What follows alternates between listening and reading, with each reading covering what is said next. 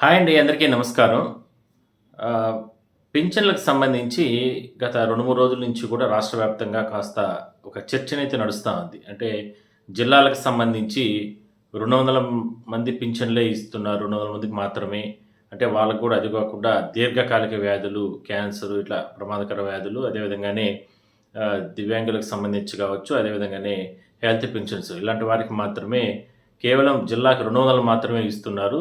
ఇది అందరికీ కూడా అంటే ఉపయోగం పడే అవకాశం అయితే లేదు. ఎందుకురా అంటే వేలల్లో ఉన్నారు. కనీసం నియోజకవర్గానికి కనీసం 1000, 2000 మందో, 3000 మంది కన్నా ఇస్తే బావుంటుంది. జిల్లాకి 200 అంటే అప్పుడు దాన్ని డివైడ్ చేసుకుంటే నియోజకవర్గానికి కనీసం ఒక 5 మంది, 10 మంది, 20 మందికి కూడా రారు. మరి ఈ రకంగా ఎందుకు ఆశ పెట్టడము? ఇది నిజంగా మా నోట్లో దుమ్ము కొట్టే ప్రయత్నమే అంటూ కూడా రకరకాలుగా వాళ్ళ ఆవేదన, వాళ్ళ బాధలు వ్యక్తం చేస్తున్నారు. సో, మొత్తం మీద ఇప్పటి వరకు గూడా అంటే ప్రభుత్వం అధికారంలోకి వచ్చిన తర్వాత ఈ రకరకాల పింఛన్ల విషయంలో ఎన్నో ఇష్యూస్ జరిగాయి. చోటు చేసుకోవడం జరిగింది. అంటే రకరకాలుగా అంటే ఈ దొంగ పింఛన్లని లేదంటే అంటే మళ్ళా కూడా అందరికీ కూడా హెల్త్ ఇవన్నీ కూడా చెకప్‌లు చేయడము, ఇట్లా రీఅసెస్‌మెంట్ రకరకాలుగా చర్యలు జరుగుతూ ఉన్నాయి. అది ఇంకా కూడా ఆ ప్రాసెస్ జరుగుతూనే ఉందనుకోండి. బట్ ఏంటంటే ఈ లోపే చాలామంది ఇబ్బందులు పడుతున్నారు. సోమవారం అయితే జిల్లా కలెక్టర్లు కార్యాలయాల వద్ద పెద్ద ఎత్తున లబ్ధిదారులంతా కూడా క్యూ కట్టుకొని, "సార్ మేము ఇన్నేళ్ల నుంచి పింఛన్లు పొందడం లేదు. మేము గతంలో పింఛన్లు తొలగింపబడ్డాము.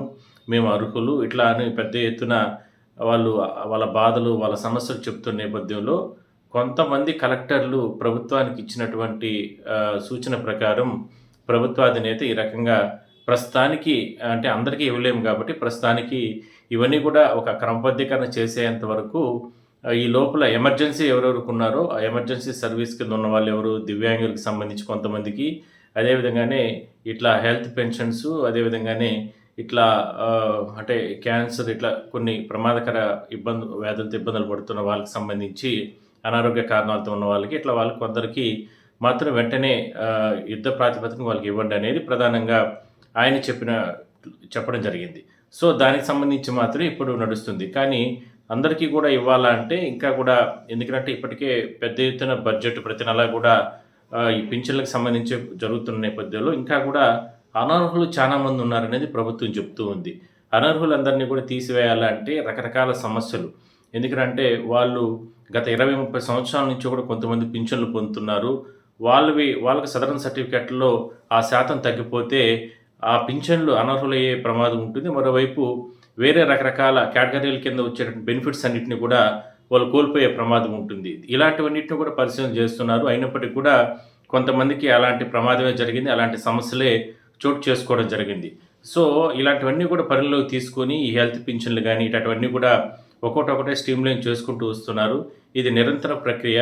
ఇప్పటికే ప్రత్యేకంగా ప్రతి నియోజకవర్గంలో కావచ్చు, ప్రతి జిల్లాల్లో కూడా ఈ హెల్త్ సెంటర్సు ఒక్కొక్క జిల్లాలో ఉమ్మడి జిల్లాల్లో 2, 3 చోట్ల హెల్త్ సెంటర్స్ పెట్టారు. అక్కడ కూడా చెకప్‌లు జరుగుతూ ఉన్నాయి. ఇట్లా రకరకాలుగా జరుగుతూ ఉంది.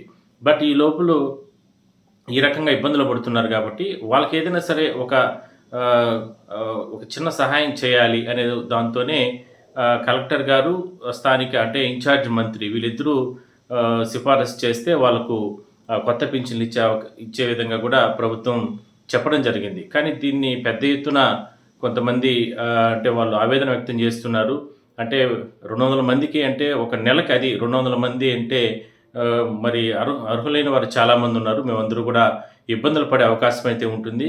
కనీసం ఒక్కొక్క నియోజకవర్గంలో 1000, 1500 మంది కన్నా సరే ఇస్తే ఉన్న వాళ్ళకి అర్హులైన వారికి అన్ని కేటగిరీల కింద అంటే ఆల్మోస్ట్ వాళ్ళు చెప్పడం ఏంటంటే కొత్త పింఛన్లన్నీ కూడా వెంటనే ఇవ్వగలిగితే గాన బావుంటుందనే అభిప్రాయం చెప్తున్నారు. సో, అది సాధ్యాసాధ్యాలనేది ప్రభుత్వం ఆలోచన చేస్తుంది కాబట్టి చూద్దాం ఏం జరుగుతుందనేది. ప్రస్తుతానికి మాత్రం మీరెవరైతే ఈ అప్లై చేసుకోవాలనుకుంటున్నారో సేమ్ కొత్త సదరన్ సర్టిఫికేట్లు కావచ్చు. ఎందుకంటే ఇప్పుడు ఇచ్చేది కొత్త వాళ్ళకే కాబట్టి కొత్త నిబంధనతో కూడినటువంటి సదరన్ సర్టిఫికేట్లు ఎవరైతే పొందారో వాళ్ళందరూ కూడా మీ గ్రామ వార్డు సచివాలయాల వద్ద మీరు అప్లై చేసుకోవచ్చు. అదే స్థాయిలోనే అప్లై చేసుకున్న తర్వాత దాన్ని ఎవరు ప్రియారిటీ కింద ఎవరు ముందు అప్లై చేసుకుంటారో వాళ్ళకందరికీ కూడా ప్రియారిటీ కింద అక్కడ కలెక్టర్ గారు అదేవిధంగానే మంత్రి గారి సూచన ప్రకారం మొదటి 200 మందికి అట్లా ఇచ్చే అవకాశం అయితే ఉంటుంది. సో, దాన్ని ఫస్ట్ స్టార్ట్ చేశారు. బట్ ఆ 200 అనేది గానీ పక్కా కాదు గానీ, ఇంకా కూడా దాన్ని కొద్దిగా పెంచే అవకాశం అయితే ఉంటుంది. ఫస్ట్ దాన్ని ఏం చేయాలి? ఏంది? ఫస్టు ఒక కొత్త విధానంతో స్టార్ట్ చేస్తే దాని తర్వాత ముందుగా 200 అనేది 300 మందికి, 400 మంది, 500 మందికి ఇట్లా పెంచుకుంటూ కూడా పోయే అవకాశం అయితే ఉంటుందనేది అధికారులు కూడా చెప్తున్నారు. సో, చూద్దాం మరి ఏం జరుగుతుంది ఏందనే దానిపైన. ఎందుకంటే ఈ పింఛన్ల విషయంలో ఇప్పటికే చాలామంది ఇబ్బందులు పడుతున్నారు. అయినప్పటికీ కూడా ఈ హెల్త్ పింఛన్లు గానీ, ఏ పింఛన్లైనా కూడా ఇప్పటివరకు ఎవరికీ ఆపలేదండి. మనం చాలా వీడియోస్‌లో కూడా మనం డిస్కస్ చేసుకున్నాం. కాకపోతే ఈ సదరన్ సర్టిఫికేట్‌లకు సంబంధించి శాతం అనేది తగ్గింది. శాతం తగ్గిన దానివల్ల వాళ్ళు రకరకాల బెనిఫిట్స్ కోల్పోతారనే దానివల్ల అవుట్‌ని కూడా కొంతమందికి హోల్డ్ చేశారు. కొంతమందికైతే రిలీజ్ చేశారు. అయినప్పటికీ కూడా పాత సదరన్ సర్టిఫికేట్‌ల ద్వారానే వాళ్ళకందరికీ కూడా ఆహ్, పింఛన్లు ఇస్తున్నారు. చూద్దాం మరి ఏం జరుగుతుంది ఏందనే దానిపైన. ఇంకా కూడా ఈ 200 అంటే నాకు కూడా కొంతమంది ఇంతకుముందు వీడియోలో కొంతమంది కామెంట్స్ పెట్టడం జరిగింది. "ఏం చేస్తారు సార్ 200 మందికి జిల్లాలో ఇస్తే అసలకి ఎట్లా? కనీసం ఒక 2000, 3000 మంది కన్నా ప్రతి నెల ఇవ్వాలి కదా!" అనేటటువంటి కామెంట్స్ కూడా పెట్టారు. చూద్దాం, ముందు ఒక ఆలోచన ప్రకారం వాళ్ళు స్టార్ట్ చేశారు. దీన్ని ఎట్లా ముందుకు తీసుకెళ్తారు ఏందనేది మనకు భవిష్యత్తులో తెలుస్తుంది. సో, అందరూ కూడా ఎవరు అధైర్యపడబాకండి. ఎందుకంటే పాత పెన్షన్లు ఎవరికీ తీరు. అట్టని చెప్పి కొత్త పెన్షన్లు నిలుపుదల ఎక్కడా చేయరు. ముందు స్టార్ట్ చేశారు.